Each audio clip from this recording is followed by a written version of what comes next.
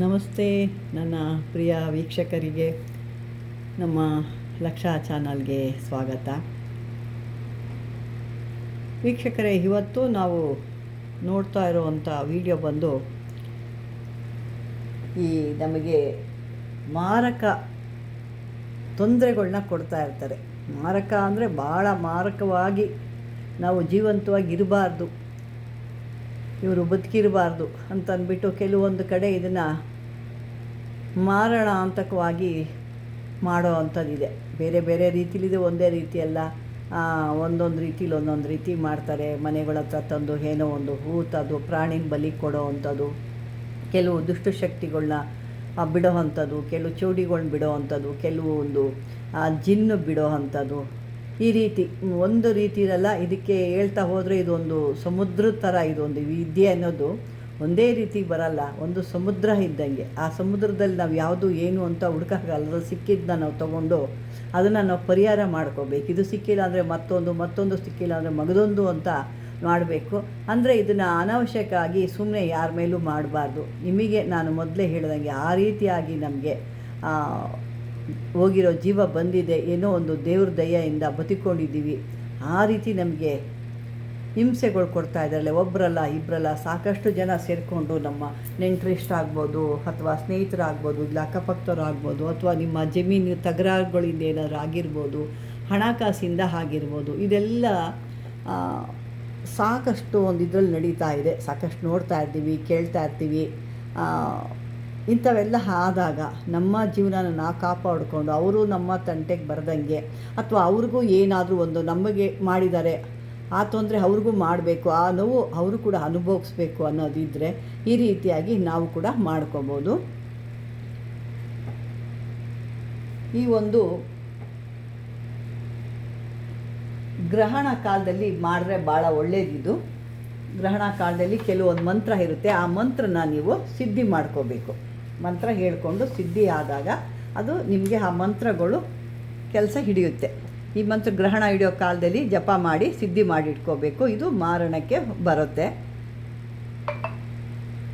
ಈ ಯಂತ್ರಕ್ಕೆ ಈ ಒಂದು ಅಕ್ಷರಗಳು ಬರ್ತವೆ, ಅದನ್ನು 108 ಸಾರಿ ಹೇಳಿ ಆ ವೈರ್ಯ ಹೆಸರನ್ನ ಬರಿಬೇಕು. ಆ ಮಧ್ಯದಲ್ಲಿ ದೇವದತ್ತ ಅಂತ ಏನಿದೆ ನೋಡಿ, ಅಲ್ಲಿ ಆ ನಿಮ್ಮ ಶತ್ರು ಏನು ನಿಮಗೆ ಮಾರಣ ಆಗಬೇಕು ಅಂತ ಏನು ಮಾಡಿರ್ತಾರೋ ಅದೇ ರೀತಿ ಅವರ ಹೆಸರನ್ನ ಆ ಮಧ್ಯದಲ್ಲಿ ಬರಿಬೇಕು.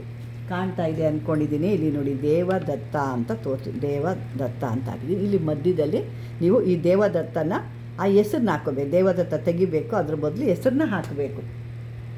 ಹಾಕಿ ಅವ್ರದ್ದು ಈ ಸ್ಮಶಾನದಲ್ಲಿ ಹೋಗಿ ಆ ಹೆಣದ ಆ ಒಂದು ಗುಂಡಿ ಏನು ಅಂತ ಹೇಳ್ತೀವಿ ನೋಡಿ, ಅದರೊಳಗೆ ಇದನ್ನು ಇಡಬೇಕು. ಇಟ್ಟಾಗ ಇದನ್ನು ಬರೆಯೋ ರೀತಿ ಕೂಡ ನಾನು ಹೇಳ್ತೀನಿ, ಯಾವ ರೀತಿ ಏನು ಅಂತ ಅಂದ್ಬಿಟ್ಟು.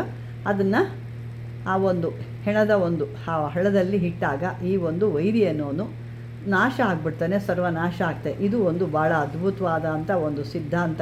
ಇದನ್ನು ಯಾವುದೂ ಮಿಸ್ ಆಗಲ್ಲ. ಅಂದರೆ ಇದನ್ನು ಸುಮ್ಮನೆ ಒಂದು ದುಷ್ಟಶಕ್ತಿಗೆ ಇದನ್ನು ಉಪಯೋಗ ಮಾಡಬಾರ್ದು. ಆ ರೀತಿಯೆಲ್ಲ ಮಾಡಿದ್ರೆ ಹಣದ ಆಸೆಗೆ ಏನಾದ್ರು ಬಿದ್ದು ಈ ಥರ ಇದನ್ನು ಮಾರಣ ಯಂತ್ರ ಮಂತ್ರ ಇದನ್ನು ಉಪಯೋಗ ಮಾಡಿದ್ರೆ ಅವರು ಅದಕ್ಕೆ ಭಾಳ ಕಷ್ಟಪಡಬೇಕಾಗುತ್ತೆ. ಮತ್ತು ಅವ್ರಿಗೇನು ಮಾಡಬೇಕು ಅಂತಂತೀರೋ ಅದು ನೀವು ಅನುಭವಿಸ್ಬೇಕಾಗತ್ತೆ.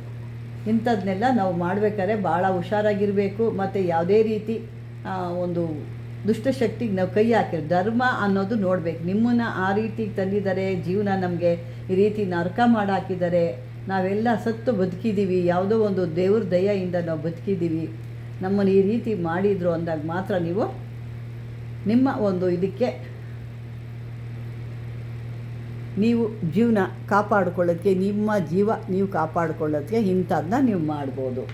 ಇದನ್ನು ಈ ಮಂತ್ರ ಒಂದು ಬರುತ್ತೆ. ಆ ಮಂತ್ರ ಭಾಳ ಚಿಕ್ಕದಾಗೂ ಇದೆ, ದೊಡ್ಡದಾಗಿರೋದು ಎರಡೂ ಇದೆ. ಇದನ್ನು ಏನು ಮಾಡಬೇಕು, ಇದನ್ನು ಆ ಯಂತ್ರ ಏನು ಬರುತ್ತಲ್ಲ ನೋಡಿ, ಇದನ್ನು ಇಲ್ಲೇ ನಾನು ತೋರಿಸ್ತೀನಿ, ನಿಮಗೆ ಕಾಣ್ತಾ ಇದೆ ಅನ್ಸಂದರೆ ಇದು ಚಿತ್ರ. ಇದು ಬಿಟ್ಟು ನಾನು ಪಕ್ಕದಲ್ಲಿ ತೋರಿಸ್ತೀನಿ. ಚಿಕ್ಕ ಮಂತ್ರ ಇರೋದ್ರಿಂದ ನಾನು ಇಲ್ಲಿ ತೋರಿಸ್ತಾ ಇದ್ದೀನಿ. ಸ ಹಮ್, ಇದು ಸಹಂ ಮತ್ತು ಸದಂ ಸದಂ.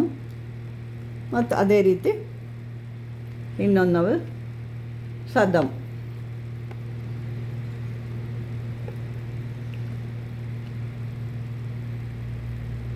ಈ ರೀತಿ ಬರ್ಕೋಬೇಕು.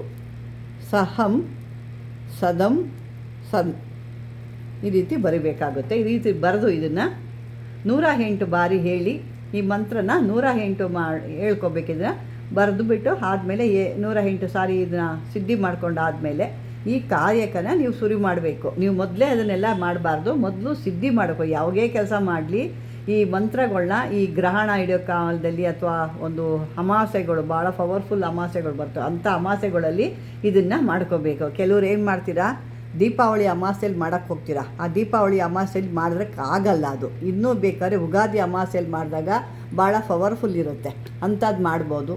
ಮತ್ತು ಈ ವರ್ಷದ ಕೊನೆಯಲ್ಲಿ ಡಿಸೆಂಬರ್ ಅಂತ ಏನು ಬರುತ್ತೆ, ಆ ಕೊನೆಯಲ್ಲಿ ಬರುವಂಥ ಅಮಾಸೆ ಅದು ಕೂಡ ಭಾಳ ಪವರ್ಫುಲ್ಲಾಗಿರುತ್ತೆ.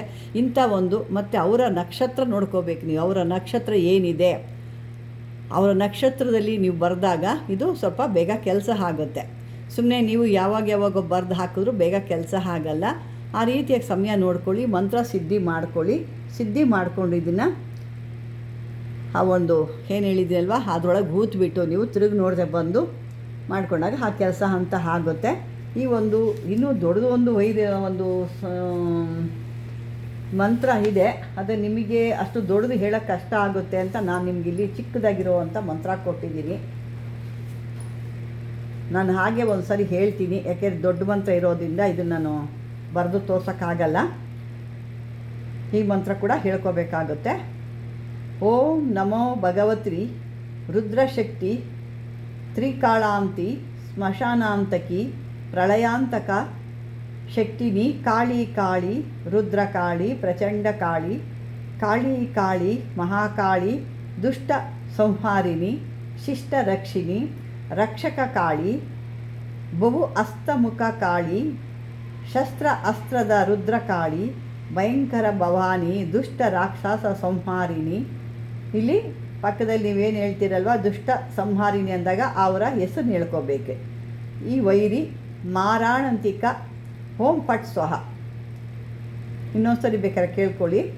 ಓಂ ನಮೋ ಭಗವತಿ ರುದ್ರಶಕ್ತಿ ತ್ರಿಕಾಳಾಂತಿ ಸ್ಮಶಾನಾಂತಕಿ ಪ್ರಳಯಾಂತ ಶಕ್ತಿನಿ ಕಾಳಿ ಕಾಳಿ ರುದ್ರಕಾಳಿ ಪ್ರಚಂಡ ಕಾಳಿ ಕಾಳಿ ಕಾಳಿ ಮಹಾಕಾಳಿ ದುಷ್ಟ ಸಂಹಾರಿಣಿ ಶಿಷ್ಟ ರಕ್ಷಿಣಿ ರಕ್ಷಕ ಕಾಳಿ ಬಹು ಅಸ್ತಮುಖ ಕಾಳಿನಿ ಶಸ್ತ್ರ ಅಸ್ತ್ರದ ರುದ್ರಕಾಳಿ ಭಯಂಕರ ಭವಾನಿ ದುಷ್ಟ ರಾಕ್ಷಸ ಸಂಹಾರಿಣಿ.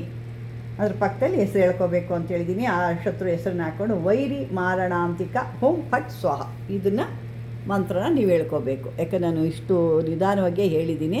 ಅದನ್ನು ಹೇಳ್ಕೊಂಡು ಆ ಒಂದು ಯಂತ್ರ ಏನಿದೆ ಆ ಯಂತ್ರನ ಎತ್ಕೊಂಡೋಗಿ ಅದರೊಳಗೆ ಹಾಕ್ಬಿಟ್ಟು ಬಂದುಬಿಡಬೇಕು ಅಷ್ಟೇ. ಇದು ಹಾಕ್ಬಿಟ್ಟು ಬಂದು ಅವರು ಹಿಂಗೆ ಆಗಬೇಕು. ಇಲ್ಲಿ ಹೇಳಿದ ಮಂತ್ರದಲ್ಲಿ ಲಾಸ್ಟಾಗಿ ಹೇಳಿದ್ರಲ್ವ ಇಂಥವರು ಹೇಳಿ ವೈರಿ ಮಾರಣಾಂತಿಕ ಅಂತ ಹೇಳಿಬಿಟ್ಟು ಓಂ ಪಟ್ ಸ್ವಾಹ ಅಂತ ಹೇಳ್ಬಿಟ್ಟು ಅದರೊಳಗೆ ಹಾಕಿಬಿಟ್ಟು ತಿರುಗಿ ನೋಡ್ದಂಗೆ ಬಂದು ಮನೆಗೆ ಒಳಗಡೆ ಹೋಗಬಾರ್ದು. ಕೈ ಕಾಲು ಮುಖ ತೊಳ್ಕೊಂಡು ಬರಬೇಕು.